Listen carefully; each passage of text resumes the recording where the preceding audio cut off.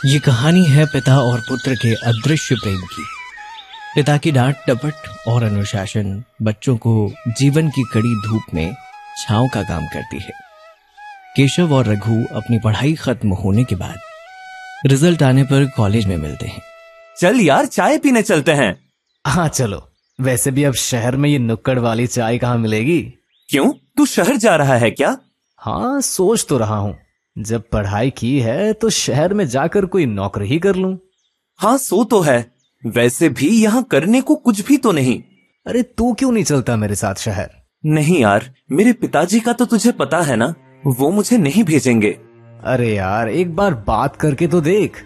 उन्हें लगता है कि मैं निकम्मा हूँ, लाइफ में कुछ नहीं कर पाऊंगा, पर फिर भी मैं बात करता हूँ। यार देर हो रही है, मुझे तैयारी भी करनी है, कल सुबह शहर के लिए निकलना है। अच्छा, चलता हूँ। रघु से बात करके केशव अपने घर आ जाता है। रात को भोजन करने के बाद केशव अपने पिताजी से शहर जाने के लिए पूछता है। पिताजी, मेरी पढ़ाई पूरी हो गई है और मैं कुछ करना चाहता हूँ। हाँ? अरे चालू ही कब थी तुम्हारी पढ़ाई? मेहनत की होती तो आज परिणाम अच्छे होते। अब आगे क्या सोचा है? पिताजी, मैं काम के लिए शहर जाना चाहता हूँ। देखो शीला, काम के लिए शहर जाना चाहते हैं तुम्हारे लाट साहब। अरे ढंग से पढ़ लिख लेते तो कोई अच्छी सी नौकरी मिल जाती शहर में। कौन काम देगा इसे? घर में तो हर काम के लिए मम्मी मम्मी आवाज लगाते रहते हो। मम्मी के दुलारे जो ठहरे, यही कोई काम धंधा कर लो। पर पिताजी, मैं शहर जाकर नौकरी करना चाहता हूँ, बड़ा आदमी बनना चाहता हूँ। अच्छा, हाँ, तो शहर में कहाँ रहोगे, क्या करोगे, क्या खाओगे, कुछ सोचा है? रघु का दोस्त है, उसने बात कर ली है। ठीक है, अब सब तय कर ही लिया है तो फिर देख लो, जो करना है कर लो। दूसरे दिन केशव रघु से मिलता है। रघु, पिताजी ने शहर जाने के लिए हाँ कर दी है। क्या? तेरे पिताजी ने हाँ कर दी? क्या बात है यार, ये तो बड़ी खुशी की बात है। हाँ, पहले तो ढेर सारी बातें सुनाई, फिर कहीं जाकर हाँ भरी। अच्छा, ये सब छोड़, अब तू शहर जाने की तैयारी कर। मैं तुझे अपने दोस्त का पता देता हूँ। मेरे पिताजी को कुछ जरूरी काम आने से बाहर जाना पड़ रहा है। जैसे ही वो लौटेंगे मैं भी शहर आ जाऊंगा। अब मैं शहर जाकर कुछ बनाकर पिताजी को दिखाऊंगा, हमेशा ताने देते रहते हैं। रघु मित्र का नाम व पता केशव को देता है। केशव घर पहुंचता है और जाने की तैयारी करता है। उसकी माँ उसके साथ सभी जरूरी सामान रख देती है। सुबह उसकी गाड़ी है। रात के समय तैयार होते देख पिताजी बोले, तैयारी हो गई ना? हाँ, सब कुछ पैक कर लिया ना? अरे देख लो सब ठीक से रखा है या नहीं? क्या है पिताजी, जा तो रहा हूँ ना मैं, हमेशा टोकते रहते हो। एक गिलास पानी तो भर कर पिया नहीं जाता तुमसे, बड़ी बड़ी बातें कर रहे हो, देखते हैं क्या कर सकते हो। पिताजी के हमेशा के ताने सुनते सुनते केशव को गुस्सा आने लगता है। वो गुस्से में कहता है, आखिर आप चाहते क्या हो? आप हमेशा मुझे नालायक, निकम्मा, जाने क्या क्या कहते रहते थे, पर अब ये नालायक आपको कुछ बनकर ही दिखाएगा। अब मैं घर में तभी लौटूंगा जब कुछ बन जाऊंगा। जब देखो तब सुनाते रहते हो, ऐसा पिता भगवान दुश्मन को भी ना दे। कहता हुआ गुस्से से वहां से निकल जाता है। ये सुन उसके पिता चुप हो जाते हैं। दूसरे दिन सुबह केशव तैयार होकर माँ पापा के पैर छूकर निकलने लगता है। उसे जाते देख माँ पापा की आंख में आंसू आ जाते हैं। दोपहर तक वो शहर में रघु के दिए हुए पते पर पहुंच जाता है, जहां उसे रघु का दोस्त गौरव, जो उसका रूममेट है, मिलता है। हेलो, मुझे रघु ने भेजा है।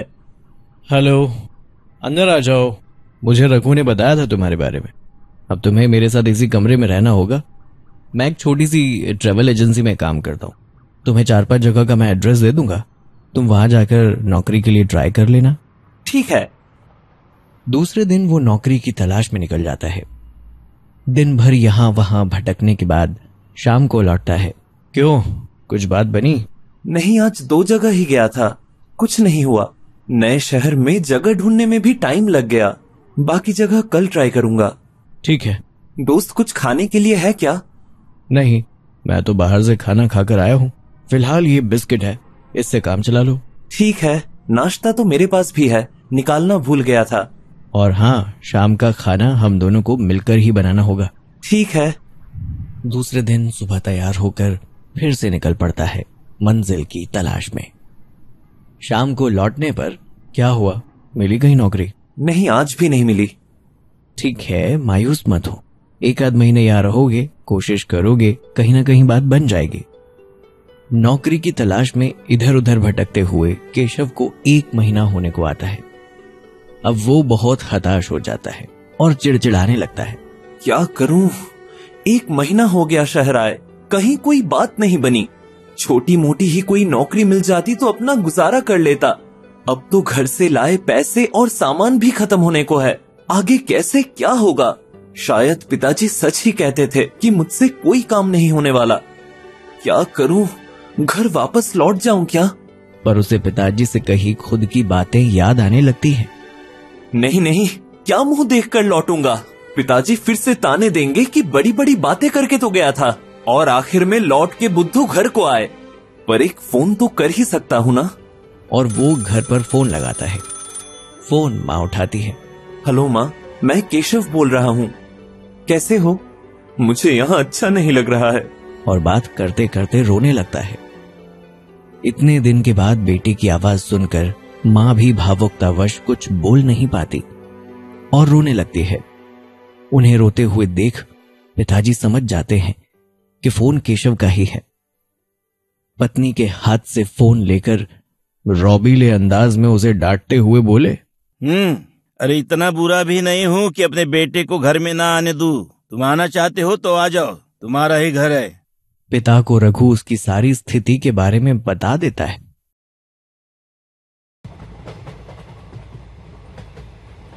एक दो दिन के बाद वो अपने गांव लौट कर आता है। पिताजी, मुझे माफ कर दीजिए, मैंने उस दिन गुस्से में आपको बहुत बुरा भला कह दिया था। मुझसे गलती हो गई। अब से मैं आपकी बात मानूंगा और यहीं कोई काम धंधा कर लूंगा। थोड़ा आराम कर लो, कुछ खा पी लो, फिर मेरे साथ चलना। आज मैं तुम्हें कुछ दिखाता हूँ। दोपहर में पिताजी केशव को अपने साथ लेकर एक खेत में पहुंचते हैं। तो तुम्हें पता है ये किसका खेत है? हाँ, यह तो अपने मोती काका के बेटे सूरज भैया का खेत है। हाँ, सही कहा, ये सरजू का खेत है। लेकिन उनके खेत की ऐसी हालत कैसे हो गई? यह तो उजड़ा बिखरा पड़ा है।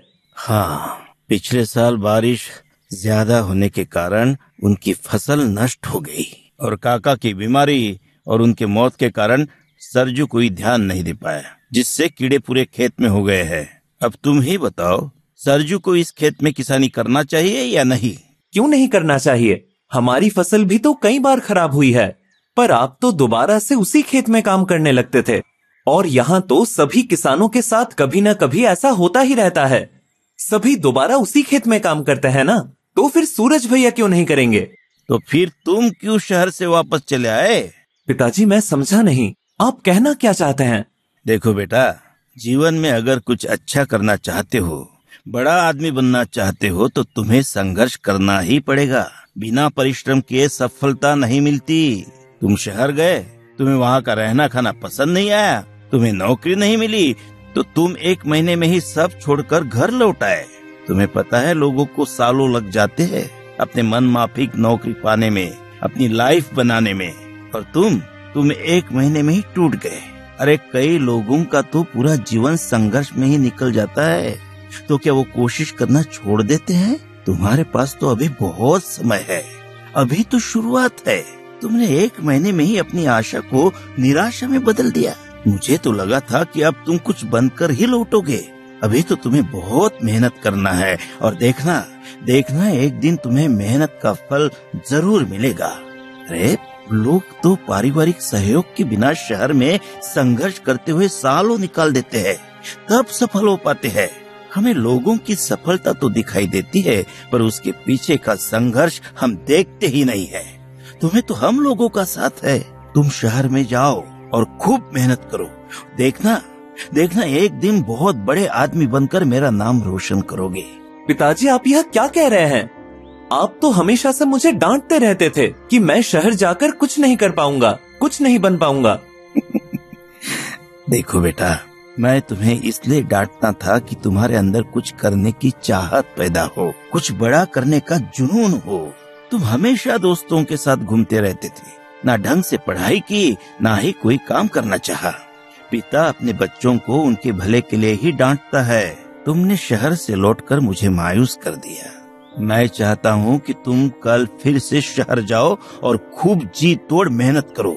जीवन को समझो, उसके उतार चढ़ाव को समझो और सभी भले बुरे हालातों में रहना सीखो। पिताजी, मैंने कभी आपको समझा ही नहीं।